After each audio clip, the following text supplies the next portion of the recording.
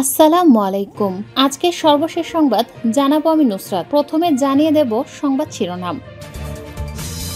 সব জেলায় পৃথক বিচারিক ম্যাজিস্ট্রেট আদালত গঠনের নির্দেশ। মিরপুরে রাসায়নিক গোডাউনে আগুন, 9 মৃতের মরদেহ উদ্ধার।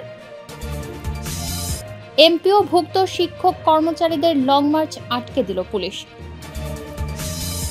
নির্বাচনে মনোনয়ন বেচাকেনা বন্ধ করতে না পারলে দুর্নীতি কখনোই নির্মূল হবে না। সর্বশেষ জানাবো, গাজা ঘোষণাপত্রে স্বাক্ষর করল যুক্তরাষ্ট্র, মিশর, কাতার, তুরস্ক। শিরোনাম শুনলেন, এবারে বিস্তারিত। সব জেলায় পৃথক বিচারিক ম্যাজিস্ট্রেট আদালত গঠনের নির্দেশ। দেশের সব জেলায় পৃথক বিচারিক ম্যাজিস্ট্রেট আদালত গঠনের নির্দেশনা দিয়েছেন সুপ্রিম কোর্ট প্রশাসন। মঙ্গলবার 14 অক্টোবর সুপ্রিম কোর্টের রেজিস্ট্রার জেনারেল মোহাম্মদ হাবিবুর রহমান সিদ্দিকীর সই করা এ সংক্রান্ত বিজ্ঞপ্তি জারি করা হয়েছে। বিজ্ঞপ্তিতে বলা হয়েছে, সব চিফ জুডিশিয়াল ম্যাজিস্ট্রেট বা চিফ মেট্রোপলিটন ম্যাজিস্ট্রেট আদালতে কর্মরত ম্যাজিস্ট্রেটরা নির্দিষ্ট আমলি এলাকার অপরাধগুলো আমলে গ্রহণ করেন এবং সংশ্লিষ্ট চিফ জুডিশিয়াল ম্যাজিস্ট্রেট বা চিফ মেট্রোপলিটন ম্যাজিস্ট্রেটের পাঠানো মামলাগুলোর বিচার করে থাকেন। আমলে নেওয়ার পাশাপাশি একজন জুডিশিয়াল ম্যাজিস্ট্রেট বা মেট্রোপলিটন ম্যাজিস্ট্রেট পুলিশের তদন্ত, তদারকি, তদন্তের সহায়তা, জামিন শুনানি, রিমান্ড শুনানি, বিভিন্ন বিশেষায়িত আইনের অধীনে সামারি কোর্ট পরিচালনা, অ্যাফিডেভিট সম্পাদন সহ নানাবিধ কাজ করে থাকেন। আমলি আদালতের বিভিন্ন কর্মব্যস্ততার কারণে সংশ্লিষ্ট ম্যাজিস্ট্রেটরা দৈনিক কর্মঘণ্টার মধ্যে তার বিচারিক কাজে পর্যাপ্ত সময় দিতে পারেন না।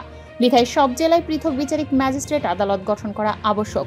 বিজ্ঞপ্তিতে বলা হয়, এ অবস্থায় ম্যাজিস্ট্রেট আদালতে বিচার্য মামলাগুলোর দ্রুত নিষ্পত্তির নিমিত্ত বিদ্যমান ম্যাজিস্ট্রেট আদালতের মধ্যে কিছু আদালতকে শুধুমাত্র বিচারিক ম্যাজিস্ট্রেট আদালত এবং কিছু আদালতকে শুধুমাত্র আমলি আদালত হিসেবে দায়িত্ব পালনের জন্য প্রয়োজনীয় ব্যবস্থা গ্রহণের জন্য সংশ্লিষ্ট সব চিফ জুডিশিয়াল ম্যাজিস্ট্রেট বা চিফ মেট্রোপলিটন ম্যাজিস্ট্রেটকে নির্দেশনা দেওয়া হলো। মিরপুরের রাসায়নিক গোডাউনে আগুন, 9 মৃতের মরদেহ উদ্ধার। রাজধানীর মিরপুরের শিয়ালবাড়িতে একটি পোশাক কারখানা ও একটি রাসায়নিকের গোডাউনে লাগা আগুনে 9 মৃতের মরদেহ উদ্ধার করা হয়েছে। অগ্নিকাণ্ডে দগ্ধ হয়েছেন আরও 8 জন। আহতদের জাতীয় বার্ন ইনস্টিটিউটে ভর্তি করা হয়েছে। এর আগে মঙ্গলবার 14 অক্টোবর দুপুর 12:30টার দিকে এ আগুন লাগে। প্রায় 4 ঘন্টা চেষ্টার পর আগুন নিয়ন্ত্রণে আসে। ফায়ার সার্ভিস ও সিভিল ডিফেন্সের পরিচালক অপারেশনস ও maintenance lieutenant colonel Mohammad Tajul Islam Chowdhury তথ্য নিশ্চিত করেছেন। মোহাম্মদ তাজুল ইসলাম জানান, এখানে একটি কেমিক্যালের গোডাউন রয়েছে, যার ফলে আগুন নিয়ন্ত্রণে আমাদের অনেক বেগ পেতে হচ্ছে।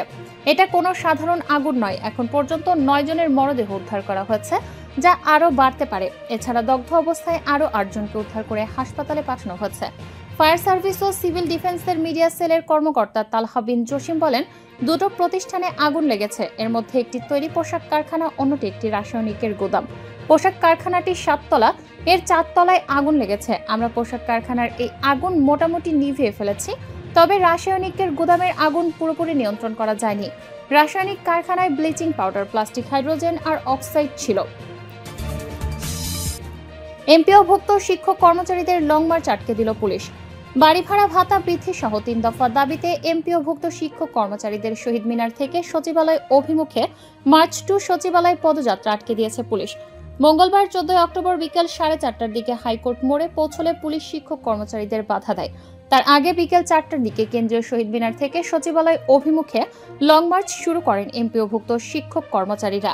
বিকেল 4টায় শহীদ মিনারে এমপিওভুক্ত শিক্ষা জাতীয়করণ প্রত্যাশী জোটের সদস্য সচিব দেলার হোসেন আজিজি ঘোষণা দেন, তারা প্রশাসনকে বিকেল 4টা পর্যন্ত প্রজ্ঞাপন জারির জন্য সময় বেঁধে দিয়েছিলেন, কিন্তু প্রজ্ঞাপন জারি না হয় এখনও তারা সচিবালয় অভিমুখে লং মার্চ কর্মসূচি শুরু করবেন। এই শিক্ষক নেতার ঘোষণার পরপরই অবস্থানরত শিক্ষক কর্মচারীরা শহীদ মিনার থেকে দোয়েল চত্বর হয়ে সচিবালয় অভিমুখে যাত্রা করেন। তবে তাদের মিছিলে হাইকোর্টে মোড়ে আসলে পুলিশ তাদের বাধা দেয়। হাইকোর্ট মোড়ে পুলিশের ব্যাপক উপস্থিতি দেখা গেছে। হাইকোর্ট মোড় ও শিক্ষা ভবনের সামনে পুলিশ 2 স্তরের ব্যারিকেড স্থাপন করেছে। শিক্ষা ভবনের সামনে পুলিশের 2টি জলকামান ও 2টি সাজোয়া যান মোতায়েন রয়েছে। নির্বাচনে মনোনয়ন বেচাকেনা বন্ধ করতে না পারলে দুর্নীতি কখনোই নির্মূল হবে না। রাজনৈতিক সরকার যেন স্বৈরাচারী রূপ না নেয় সেটা খেয়াল রাখার সাংবাদিকদের দায়িত্ব, এ মন্তব্য করেছেন দুর্নীতি দমন কমিশনের চেয়ারম্যান ডক্টর মোহাম্মদ আব্দুল মোমেন।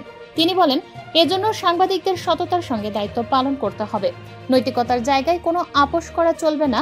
মঙ্গলবার 14 অক্টোবর সকালে দুদকে কর্মরত সাংবাদিকদের সংগঠন রিপোর্টার্স এগেইনস্ট কারাপশন সদস্যদের কর্মশালার উদ্বোধনী অনুষ্ঠানের প্রধান অতিথির বক্তব্যে এসব কথা বলেন তিনি।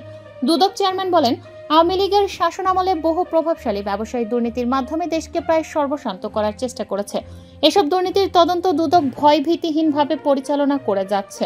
তিনি আরো বলেন, প্রধানমন্ত্রী শেখ হাসিনা তার পরিবারের সদস্য এবং পলাতক দুর্নীতিবাজদের দেশে ফেরাতে ইন্টারপোলের মাধ্যমে রেড নোটিশ সহ প্রয়োজনীয় আইনি পদক্ষেপ নেওয়া হয়েছে। পাচার হওয়া অর্থ দেশে ফেরানো সহজ নয়, তবে দুদক এবং সরকারের সংশ্লিষ্ট সংস্থাগুলো নিরলসভাবে চেষ্টা করে যাচ্ছে। ডক্টর মোহাম্মদ আব্দুল মোমেন বলেন, আগামী জাতীয় সংসদ নির্বাচনে যেন কোনো দুর্নীতিগ্রস্ত ব্যক্তি মনোনয়ন না পায় এ বিষয়ে রাজনৈতিক দলগুলোকে সতর্ক থাকতে হবে। নির্বাচনে মনোনয়ন বেচাকেনা বন্ধ করতে হবে। এটি যদি বন্ধ না করা যায় তাহলে দুর্নীতি কখনোই নির্মূল হবে না। গাজা ঘোষণাপত্রে স্বাক্ষর করল যুক্তরাষ্ট্র, মিশর, কাতার, তুরস্ক। গাজায় যুদ্ধবিরতি নিশ্চিত করতে মার্কিন প্রেসিডেন্ট ডোনাল্ড ট্রাম্প ও আঞ্চলিক নেতারা একটি ঘোষণাপত্রে স্বাক্ষর করেছেন। সোমবার 13 অক্টোবর মিশরের শারম আল শেখ শহরে ঘোষণাপত্র স্বাক্ষরিত হয়, খবর এএফপির। ঘোষণাপত্র স্বাক্ষরকে মধ্যপ্রাচ্যের জন্য একটি অসাধারণ দিন আখ্যা দিয়ে অভিনন্দন জানিয়েছেন ট্রাম্প।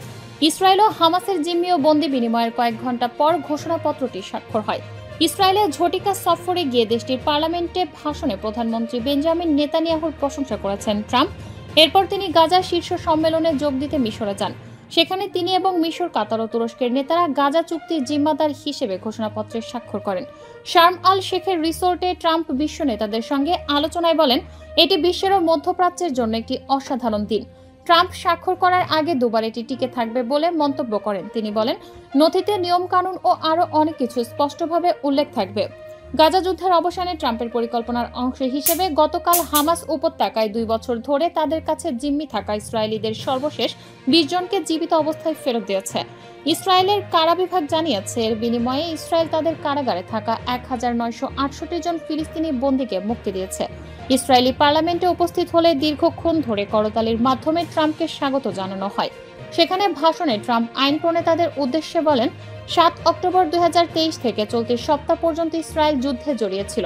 এই যুদ্ধের ভার বহন করে কেবল গর্বিত কোনো জাতীয় বিশ্বস্ত জনগণই সহ্য করতে পারে।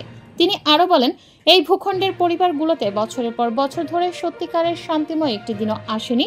শুধু ইসরায়েলিদের জন্যই নয়, ফিলিস্তিনিদের এবং আরো অনেকের জন্য দীর্ঘ বেদনাদায়ক দুঃস্বপ্নের অবশেষে অবসান ঘটেছে। জিম্মি পরিবারগুলোর সমর্থনে তেল আবিবে জামায়াত বিপুল সংখ্যক লোকজন জিম্মি মুক্তির খবরে উল্লাস করেছে। অনেকে আনন্দে কান্নায় ভেঙে পড়েছে এবং সমবেতভাবে গানও গেয়েছে। অধিকৃত পশ্চিম তীরের রামাল্লায় বন্দীদের বহনকারী বাসগুলো পৌঁছালে তাদের স্বাগত জানাতে জনতা ভিড় জমায়। এ সময় অনেকে আল্লাহু আকবার স্লোগান দেয়। গাজার খান ইউনিসে বন্দীদের বহনকারী ধীরগতির রেড ক্রস বাসগুলো পৌঁছালে অপেক্ষমান স্বজনরা তাদের প্রিয়জনদের উষ্ণ আলিঙ্গনের মাধ্যমে স্বাগত জানাতে শুরু করে। ইসরায়েলের পররাষ্ট্র মন্ত্রণালয় সামাজিক যোগাযোগ মাধ্যম এক্স একাধিক পোস্টে জিম্মিদের ফিরে আসার স্বাগত জানিয়েছে। যুদ্ধবিরতি চুক্তির অধীনে হামাসের হাতে জিম্মি অবস্থায় মারা যাওয়া 27 জনের মৃতদেহ এবং এর আগে গাজায় সংঘাতের সময় 2014 সালে নিহত একজন সৈন্যের দেহাবশেষও ফিরিয়ে দেওয়ার কথা রয়েছে।